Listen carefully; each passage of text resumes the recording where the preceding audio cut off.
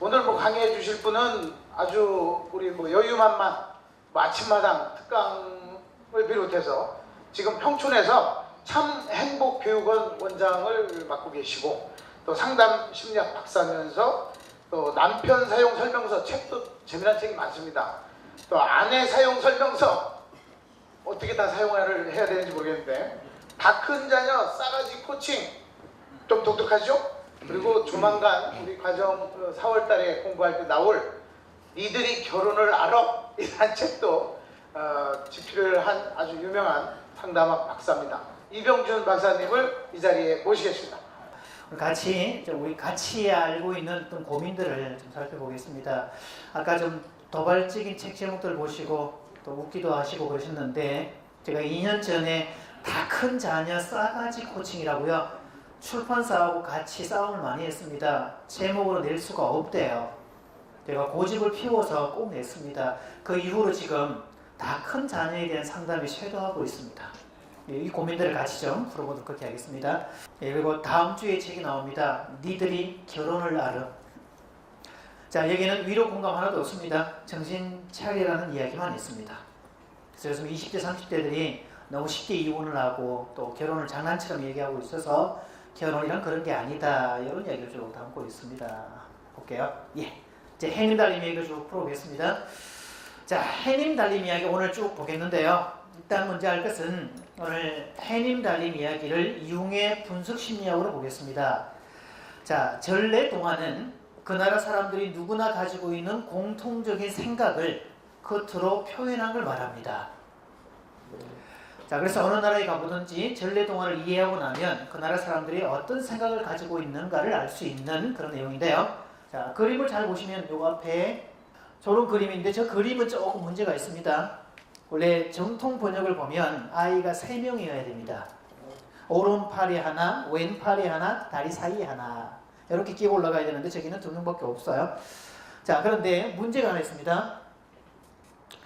전래 동화 속에, 우리나라 전래 동화 속에 남자가 아버지로서 혹은 남편으로서 제대로 기능하는 동화가 있던가요, 혹시?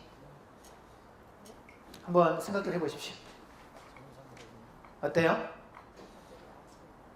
장화홍련전에도 없고 제가를 했다는 이야기만 있지 남편들이 어떻게 했다는 얘기가 없습니다. 콩쥐팥쥐도 없어요.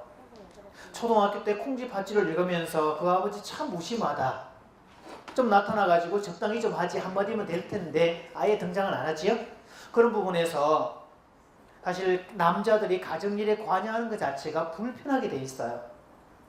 오늘 우리가 볼 해님 달림에도 아버지가 등장하지 않습니다. 그러면 오늘 해님 달림의 주제는 뭐냐?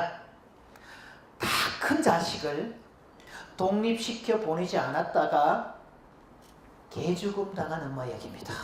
가정은 아버지의 상실입니다. 아버지가 없어요. 자, 영어로 구분했습니다. 아빠와 아버지는 다릅니다. 엄마와 어머니도 다릅니다. 한국은 엄마 아빠는 있지만 아버지 어머니는 없습니다. 자, 그런 면에서 보면 지금 아빠 어디가 이런 프로그램에서 나오는 그 아빠들은 어떤 아빠들이지요? 아이들하고 놀아주는 타임 투게더 해주는 대상입니다. 그거는 아빠가 맞아요. 그리고 그 시기 때는 놀아줘야 됩니다. 충분히 놀아주어야 아빠하고 애착관계도 잘 만들어지고 친밀감이 만들어져서 나중에 이제 독립이 가능하다, 이렇게 되는 건데 옛날 아빠들은 그 작업을 잘 못했어요. 최근에 싸가지 코칭 이후에 상담을 왔던 사람들 통계를 저희가 나름대로 분석을 해봤더니 직업상 가장 많이 오는 그룹이 교사, 교수였어요. 두 번째 그룹이 간호사 그룹이었고 세 번째가 일반 회사원들이었습니다.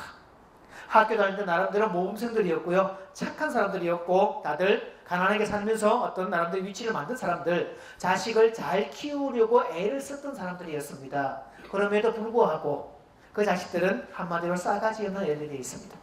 어릴 때 영아기 아기일 때 엄마 역할 100%입니다. 아빠 역할은 제로입니다. 이때 아빠는 아빠가 아니라 그냥 동일한 또 하나의 엄마에 불과합니다. 이때는 엄마 역할이 가장 중요하다. 그러니까 초기 양육자인 엄마가 아이하고 어떤 경험을 했는가에 따라서 아이의 자존감, 셀프 이런 것들이 결정된다라는 결정론이에요. 그러니까 한 나무를 심어서 과일 나무를 심어서 일정한 크기까지 무성하게 자라게 하는 역할을 누가 하고요? 엄마가 하고, 그 다음에 그 나무가 과일을 맺기 위해서는 꼴을 만들어야 됩니다. 그치요? 꼴, 에티튜드가 되지요. 다른 말로 성품도 해당이 되지요. 그 작업을, 그래서 꼴을 만들기 위해서 가지를 치는 작업을 누가 한다고요? 아버지가 하는 겁니다. 그래서 아빠 역할이 아버지 역할보다 훨씬 더 쉽습니다. 몸만 피곤하면 됩니다. 부모 역할 중요한 거, 나보다 나은 자식을 세상으로 파송하는 겁니다. 해님 달님 이야기를 통해서 자식을 묶어두지 마시고요. 그 아이가 호랑이를 퇴치하도록 두어서 그 아이가 결국은 나보다 위대한 자녀가 될 수 있도록, 또 여러분의 아마 데리고 있는 직원들도 마찬가지일 겁니다. 그 직원들도 통과 의례를 시켜서 사장을 능가하는 사람을 만들어야 제대로 된 CEO가 되겠죠. 자, 그래서 여러분의 세 마리 토끼를 성공, 수직의 질서, 기본적인 뼈대, 그리고 성공, 행복, 이러면 세 가지 토끼가 다 됩니다.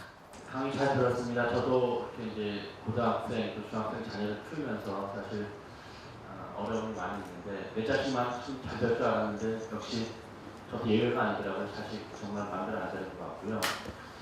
그래서 뭐 그런 말 있잖아요. 뭐 중이 제 머리 못 깎는다. 또 뭐 의사가 정작 자신의 병원 잘 못 고친다. 이런 말이 있는데 정작 우리 박사님의 자녀분들은 아까 강의 때 한 것처럼 싸가지가 있습니까? 요즘은 스님은 자기 머리 깎을 수 있답니다. 옛날에는 칼로 깎으니까 못했는데요. 요즘은 전자바리깡에 있어서 다 밀면 되니까. 저희도 사실은 그래서 수직 교육 때문에 그 유흥이 말했던 것 중에 가족을 단합시키는 것 중에 한 가지가 가족 리추얼이다. 가족 의식이다. 그러니까 저희는 매 때마다 이제 같이 모입니다. 같이 모여서 토론도 하고 얘기도 하고, 특히 이제 일요일 저녁, 주일 저녁에 저는 이제 교회를 하니까 거기 모여서 온 아이들이 얘기를 해요. 그 시간이 2시간 내지 3시간이 됩니다. 시작한 지 5개월 정도밖에 안 됐어요. 근데 아이들이 그 작업 통해서 질서가 좀 세워지고요. 저는 물 갖다 달라고 그러면 애들이 이런 표정이었습니다. 왜요? 뭐요? 성질이 확 나는데 정말 지막을 수 없고. 근데 요즘은 아이들이요, 물 가지고 오더라. 네? 그러면서 가지고 옵니다. 이게 가족이 같이 모이는 걸 통해서 아버지 본인도 쓰게 돼 있고, 그런 면에서 이제 아까 중이 제 머리 못 깎는다 이거는 수준이 조금만 바뀌었으면 스님도 전자바리깡에 있으면 머리 깎을 수 있다. 저희가 사실 제가 혜택을 보고 있습니다. 오늘 강의 중에 이런 말씀을 하셨어요. 마지막에 아이를 묶어두지 말고 호랑이를 잡을 수 있는 그 힘을 길러라 라는 말씀을 하셨는데요. 제가 후반에 들어와서 앞에 부분을 그의 어떤 솔루션을 말씀을 해주셨는지 어떤지는 모르지만, 저도 아이 둘을 키우면서 방목을 해야 되나? 굉장히 강하게 키워야 되나? 아니면 어떻게 좀 이렇게 수직으로 내려야 되나? 이런 큰 고민을 많이 하면서 많이 울기도 하고 많이 속상하기도 하고 아이 때문에 그랬었는데요. 제가 질문을 하자면, 그 많은 시간이 지났지만 아이를 묶어두지 말고 호랑이를 잡을 수 있는 그 큰 힘이 과연 어떤 건지, 그걸 한 몇 가지만 말씀해 주시기 바랍니다. 자, 가끔씩 이제 제가 심리 쪽에 강의도 하고 그쪽에 일을 하고 있다는 얘기를 듣고 동창들을 만날 때가 있어요. 그 집 아이들 어떤가 물어보면 묻기도 전에 우리 집은 애들 내가 방목해. 이 얘기 들어보면요, 그건 방목이 아니라 방치입니다. 방임이고요.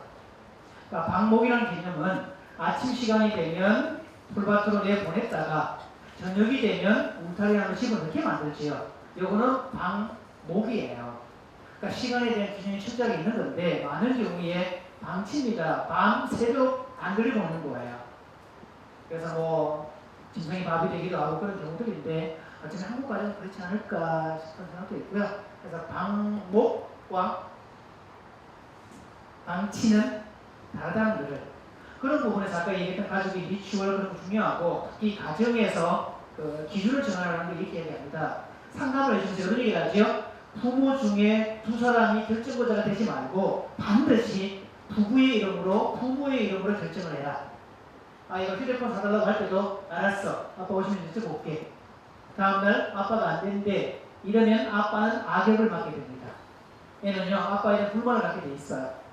자, 그때 일단 just listening만 휴대폰 사달라고 무슨 말인지 알았다. 내용 자체 수납이 됐죠. 그럼 말귀를 알아들었으니까 애는 자기 욕구가 전달이 된 거예요. 그 다음에 그 대답은 우리가 가족 모임할 때 알려줄게. 부부가 의논을 하지요. 그때도 반드시 엄마 아빠가 의논을 했는데 불가하기로 했어. 불가해요. 통지해주면 돼요. 이거는 굳이 민주적으로 얘기 안 하셔도 됩니다. 부모가 이러이러한 이유 때문에 이렇게 했다고 얘기하면 돼요. 그러면 내가 만약에 계속 하고 싶다는 욕구가 생기면 이때에는 협상의 기술을 배워야 돼요.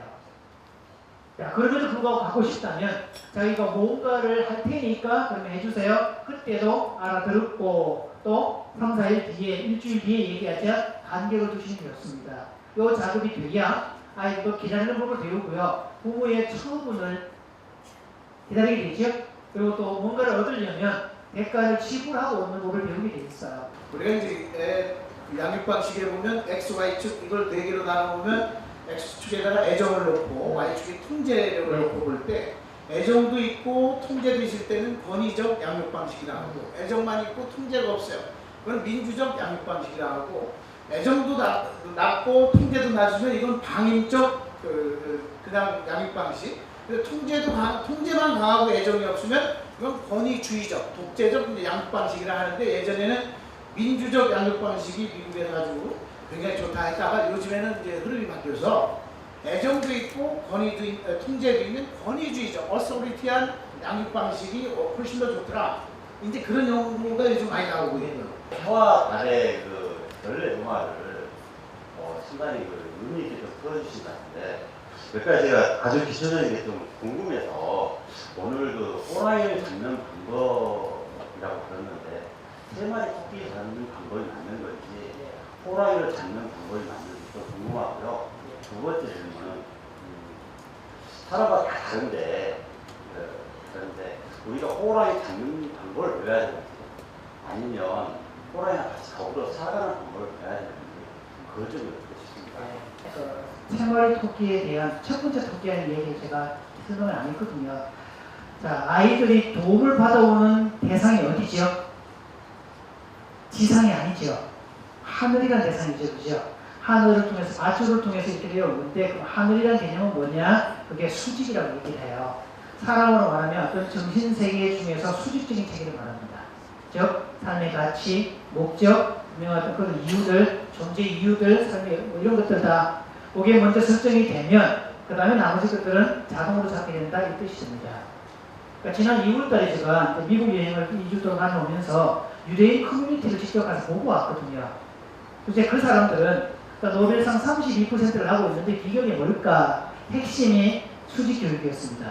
두 번째, 자, 더불어 살아야 되는 건 그 개념인데 나르겠죠 뭐. 호랑이가 어떤 종류인가에 따라서 호랑이가 만약에 나를 위협하는 종류라면 퇴치해야 될 거고 만약에 그 호랑이가 내가 호랑이를 능가할 수 있다면 때로는 그래서 밀림의 맹수지만 그 맹수를 잘 다루어서 친구가 지내는 사람들이 가끔씩 있잖아요. 그랬다면 그 사람 베스트. 그게 아니라면 아마 퇴치 대상 아닐까 싶기도 하고요. 그 호랑이라는 게 계속 밀려올 거니까. 그래서 호랑이는 상징, 끊임없이 밀려오는 인생의 문제라는 개념이죠. 그래서 그 문제를 뛰어넘으라는 이야기를 하네요. 근데 어떤 분은 그런 표현을 씁니다. 호랑이 위에 올라타버려라. 그러고 나면 그 사람은 뭐 인생 정말 둘 다 얻게 되는 거 아닐까 그런 답변을 드리게 되네요. 그래서 편한 대상을 만날 때 행복하더란데 서도 얘기했죠.